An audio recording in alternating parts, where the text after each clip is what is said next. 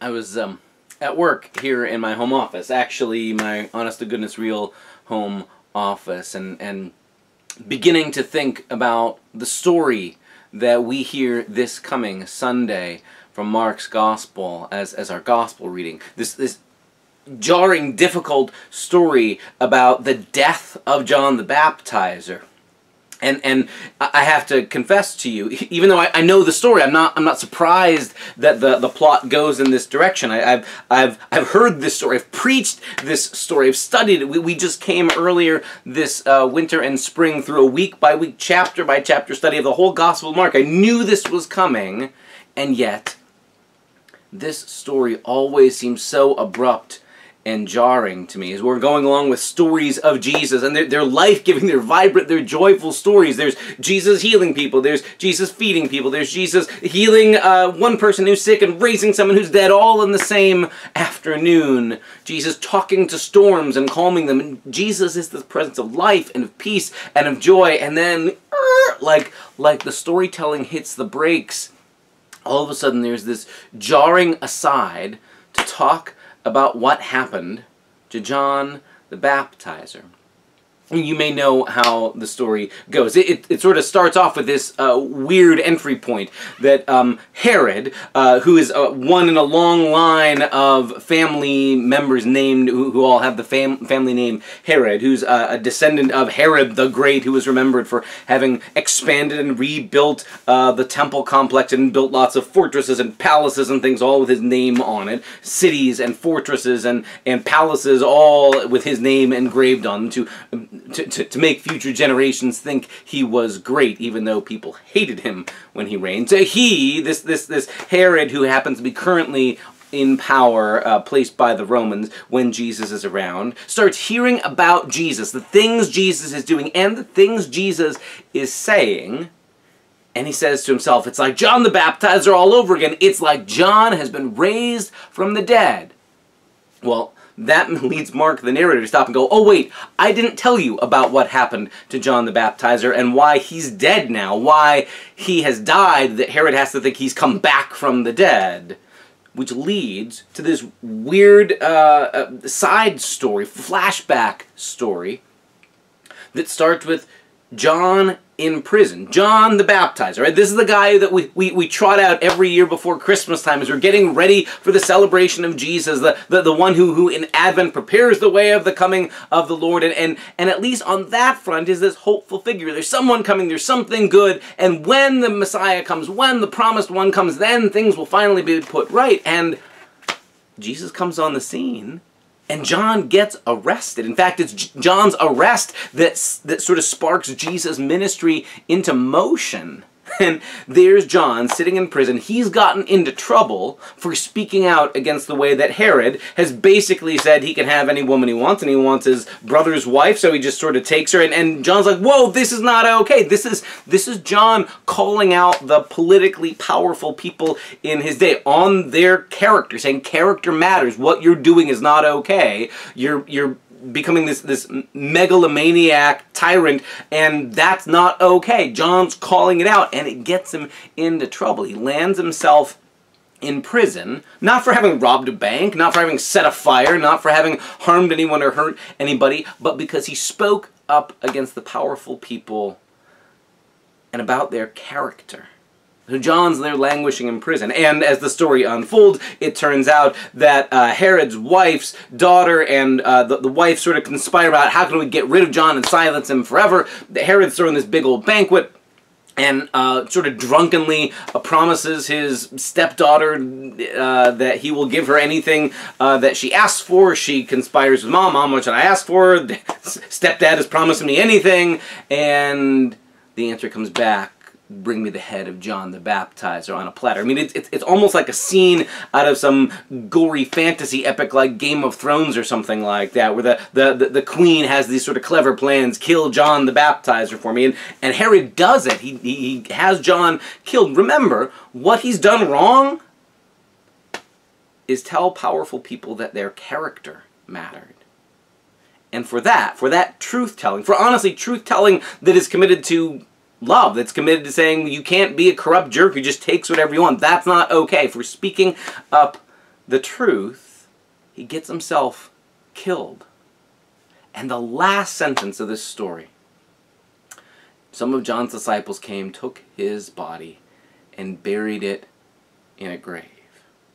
Now, for folks who know the story of Jesus and know that this difficult, dark sort of episode is set within the whole story of Jesus, you can't help but see that there are like glimmers or hints or whispers of resurrection around the margins of this story, right around the edges, right at the beginning. It's Herod sees what Jesus is doing, hears reports of Jesus and thinks John must have been raised from the dead. There's like this resurrection might be happening around here, almost suggesting Herod knows he's on the wrong side of history, that he's opposed to the way of God, and he just wants to fight back with all the power and brutality and violence, the only tools he has, but that Jesus and John seem to be connected to a power that is stronger even than death. And at the end of the story, when John's disciples take his body and bury it in a grave, we know how the story is going to lead for Jesus. And Jesus knows it too. Jesus knows that to go on the same path, to announce the reign of God, like John did, means you're going to provoke people who are committed to other kinds of kingdoms, other kinds of empires, other ways of reigning. That's just it. I mean, Jesus is never a violent person. Jesus is never leading a mob and saying, let's overthrow the Romans. Jesus is convinced God's reign is breaking in right here, but it doesn't require weapons or swords or banners or torches or anything. It requires the presence of suffering love and the abiding presence of God that brings abundance and life even under the nose of empires and kings like Herod or Caesar. Jesus is going to end up in the same place. And the charges that will stick against Jesus, the charges that the empire cares about, is that if Jesus goes around announcing the reign of God, the kingdom of God, and he's the one to bring it, Rome goes, oh, you're claiming to be a king. We don't have any other kings. We have to kill you. And Jesus ends up being put in a tomb by his disciples. And yeah, you and I know, we can whisper about it, you and I know that's not the end of the story for Jesus either. That God reserves the right to raise up the dead, and that even when the empire does its worst, whether it's Herod or Caesar or any other tyrant, God reserves the right to raise people back to life, because God's reign is one of resurrection kind of life. So all that's the story that we have to wrestle with today. And like I say, at first my thought was how out of place, how difficult this is to take as a story, and on top of that, to take in the middle of a lovely summer season when people are on vacation. They're not thinking about dark and difficult things. They want to be happy.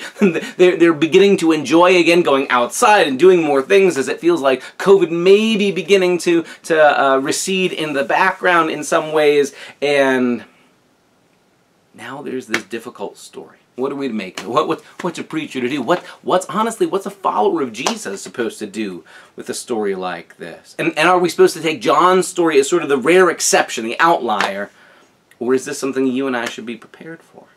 And so I'm having this conversation with myself here in this space, and I start looking around at the artwork, the pictures I happen to have already up on my wall, and all of a sudden it occurs to me, the witness of John isn't the outlier, it's the template. It's sort of the picture of what it is to be a follower of Jesus, what it is to be a part of the reign of God, is to be so committed to the truth-telling and self-giving love of how God runs the universe, that you are willing to lay down your life rather than give in, and rather even than bullying or punching or hurting somebody else. The pictures all around me are, like I say, pictures that I happen to have up here in the office. There's an icon a modern artist does of biblical figures, modern saints. And this is her painting of Saint Stephen, who, you know, from the book of Acts, is the first martyr, the first follower of Jesus to die explicitly for his faith in Jesus, because he's a community organizer who's helping to make sure there's enough food for all the people in the community, and he starts telling people about Jesus and telling the difficult truth of, hey, God sent the Messiah here and we killed him. And the mob gets so mad, so upset, they throw rocks at him until he dies. They stone him to death. Stephen and John the Baptizer have that in common, this willingness to tell the truth, even when it's an uncomfortable truth, even when the people who you are telling it to have weapons in their hands, and to answer back not with weapons of your own, not with violence of your own, not with hatred either, but with a commitment to truth-telling, even when it's uncomfortable truth, because you are convinced the reign of God is so compelling. Up here I have another modern icon by a contemporary artist of Maximilian Kolbe, whose stories may be lesser known, but he was taken prisoner. He was a priest during World War II, was taken prisoner by the Nazis, and was there in a death camp. And at one point, because there had been an escape attempt, the Nazi guards decided they were going to execute 10 people to make an example, to say that nobody should try escaping or other people will suffer. And they had randomly selected 10 people, and one of them is a dad who's got kids. And Maximilian Kolbe offers his own life instead and says he will be willing to die rather than the other person losing his family or them losing him. It was this commitment to suffering love. It was this commitment, instead of trying to say we've got the firepower to overpower all these armed guards, I will choose the witness of suffering love and truth-telling.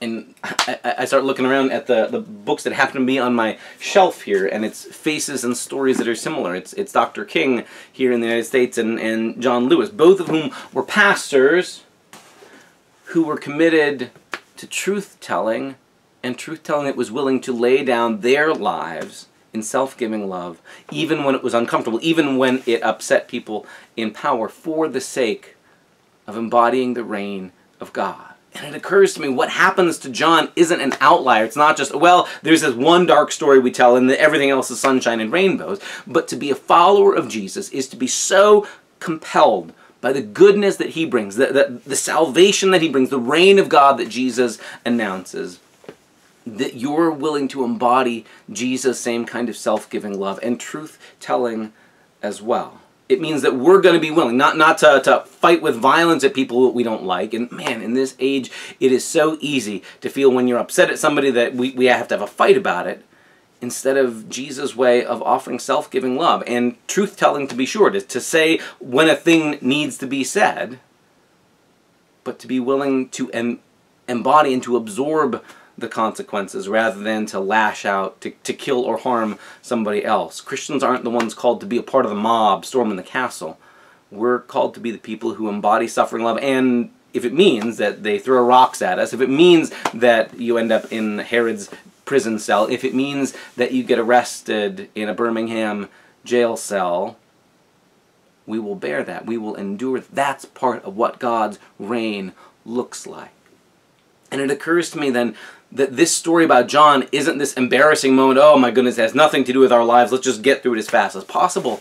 But maybe this is training for all of us. How do I face the day knowing there may be times when I'm called to be so committed to the truth of God's love, of God's reign, of God's character, that I'm willing to suffer consequences for it? Am I willing to stand up in solidarity with folks who are hurting or who are suffering? Are there going to be times when I'm willing to have my reputation ruined because I'm the one who hangs out with the people nobody else wants to talk to? Am I willing to embody Jesus' kind of love for people that others think are not important? Am I willing to stand up and to say things like character matters in my own life and in other people's lives like John does? Am I willing to say that when there comes conflict with others, that our way of responding isn't, we'll hit you back to show you that we're tough and strong, but we will respond continuing to tell the truth, continuing to speak what we need to speak, but without violence, without anger, without bitterness, without grabbing a whole bunch of people together with mobs and pitchforks and weapons and trying to storm the castle. That's not the way of Jesus. And that's what we're about here, is to be people committed to the way of Jesus. All this reminds me of a great line of a theologian of the late 20th century named Walter Wink, who talks about that there is this overwhelming strand in Christian theology and history of people who died for their faith, martyrs, right? It's John the Baptizer, it's Stephen, it's Maximilian Kolbe, it's Dr. King, it's a long, long line of folks who died for their faith, not who killed other people for their faith, but who died for them. And sometimes the world looks at that and goes, look, they're weak, they were losers, they weren't tough enough, they weren't strong enough. If you were tougher, if you would have fought back, then you wouldn't have to die. But Wink says something different. He says martyrs aren't helpless victims who were overtaken by evil. Martyrs are hunters who stalk evil out into the open by offering their own bodies as bait. Man, think about that. Hear that again. Martyrs are not helpless victims overtaken by evil. They are hunters who stalk evil out into the open by offering their own bodies as bait. In other words, it takes courage to be John in the prison cell, still speaking up against Herod and saying, you can't just do whatever you want because you think you're the boss. You can't just take people or things because you think you're the boss. It's Stephen saying to an angry mob who's got rocks in their hands, we killed the Son of God. Can we please let that sink in? We did something wrong. Let's turn around. It's Maximilian Kolbe, it's Dietrich Bonhoeffer, it's Dr. King, it's John Lewis. It's a long list of faithful saints who were so committed to the love of God and to telling the truth. They loved that more than holding on to their own lives or lashing back out because they wanted to look tough and strong. That's a difficult road, let's be honest, for any of us. But that's what we're called to, and that's why together, all of us, the followers of Jesus, get together week by week, not only to hear the stories of those who've done it before, those who have been faithful and laid down their lives, but also to imagine in conversation with them, what are the times, what are the situations in our lives where I will be called to speak up? Where are the times that I will need to be willing to lose some of my personal comfort? What are the situations where I need to be ready to respond with grace and with love and with the willingness, if need be, to suffer persecution from other people who don't like the good news of the reign of God? We don't have to be jerks about it. Nobody in any of these stories are people seeking to be jerks, but they are people whose way of responding to rottenness in the world is not to participate in it by responding to evil with more evil, but like Paul will say to the Romans, we're not going to be overcome by evil, but we will overcome evil with good. We will respond to hatred and anger and violence with love and truth-telling. So whether like Amos the prophet, who hundreds of years before Jesus got himself into trouble by speaking to the respectable religious people and telling them they had misplaced their priorities and they were out of whack with justice and righteousness and concern for those most in need in favor of religious ritual, or it's John the Baptizer calling out Herod, or it's Jesus announcing the same reign of God and going to a cross for it. This is our family story, dear ones, sisters, and brothers. This is our story. And if there's good news to be heard, it's that God reserves the right, even when death thinks it's done its worst, to raise up new life and resurrection, even when death takes those witnesses. So yeah, death thought it had done the worst it could to John the Baptizer, or Dietrich Bonhoeffer, or St. Stephen, or Jesus on the cross. But God reserves the right to raise up to new life, any and all, because that's what God's reign really is all about. I hope that in this week, the stakes aren't that high for you. I hope that you are not faced with a life or death situation or spending time in the prison cell. But it is worth remembering that our family stories as the people of Jesus, as the people who follow Jesus and confess Him as Christ and Lord, our family stories aren't of conquering armies and people killing other people in the name of the Kingdom of God. At least those aren't the stories that are worth celebrating. But our stories are supposed to be the people who are so committed to loving truth-telling, they were willing to go to a prison cell or to lay down their lives for somebody else. The world is always going to find that nonsensical. But you and I know better now, don't we? You and I know that's our way of stalking out evil into the open, overcoming evil with good. Join us on Sunday for more training of one another for being part of God's countercultural revolution that we call the reign of God.